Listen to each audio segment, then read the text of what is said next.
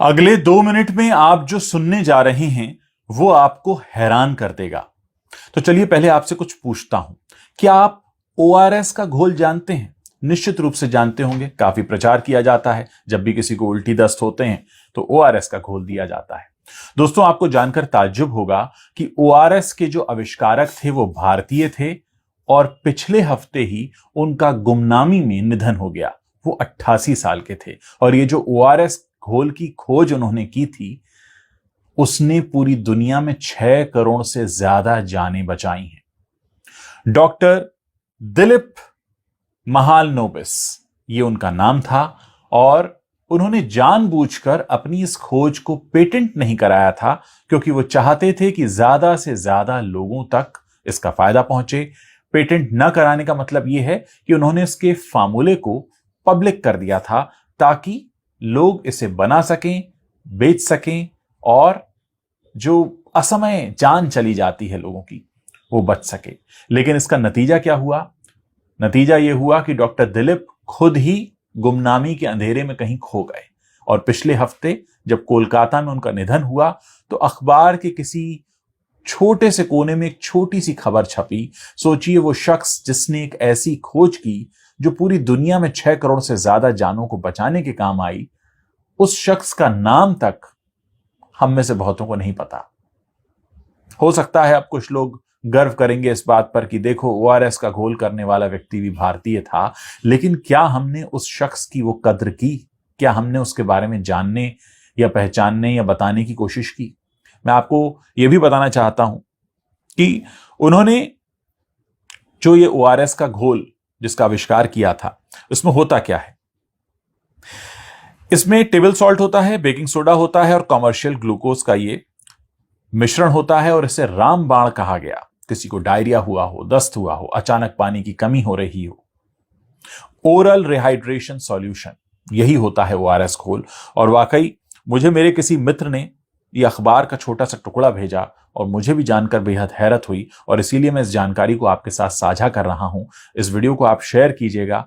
अब डॉक्टर दिलीप तो हमारे बीच नहीं है, कम से कम हम ज्यादा से ज्यादा हिंदुस्तानियों को यह बता तो सकें कि कोई एक शख्स था, हिंदुस्तान में पैदा हुआ था, जिसने ओआरएस घोल बनाया। उसे कभी कोई जान नहीं पाया, लेकिन फिर भी उसने 6 करोड़ जिंदगियों को बचाया और आने वाले समय में न जाने कितनी बार इस ओआरएस के घोल को पीकर लोग अपनी जान बचाने वाले हैं। लेकिन अफसोस यही कि उनके जीते जी हमने उन्हें जाना नहीं, शायद वो तवज्जो भी नहीं दी।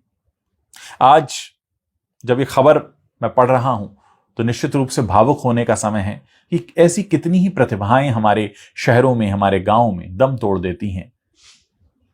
शायद अगर हमने उचित तवज्जो दी होती तो हम उनसे कुछ और पा सकते थे, वो इस दुनिया को कुछ और दे सकते थे और सबसे बड़ी बात यह है कि हम उनके प्रति अपनी कृतज्ञता तो प्रकट कर सकते थे। मैंने तो अपने जीवन में कई बार ओआरएस का घोल पिया है, निश्चित रूप से आपने भी पिया होगा या आपके परिवार में किसी ने पिया होगा। और सोचिए, हम इस बात से अनजान थे।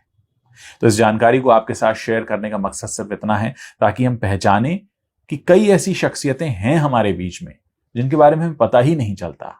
हम उनके बनाए सामान, उनकी आविष्कृत की हुई चीजों का लुत्फ तो उठाते रहते हैं, लेकिन हम पूरी जिंदगी बीतने पर भी नहीं जान पाते हैं कि वो कौन थे।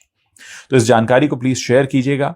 ये मैं आपके साथ स्क्रीन पर शेयर कर रहा हूं और इसमें एक और जानकारी खास दी गई है कि 1934 में अविभाजित बंगाल के किशोरगंज में जन्मे थे महालनोबिस। इन्होंने 1958 में कोलकाता, एक्चुअली तब कलकत्ता था, कलकत्ता मेडिकल कॉलेज से ग्रेजुएशन किया और फिर लंदन में queen Elizabeth hospital for children के रजिस्ट्रार के रूप में चुने गए और ऐसे चुने जाने वाले वो पहले भारतीय थे।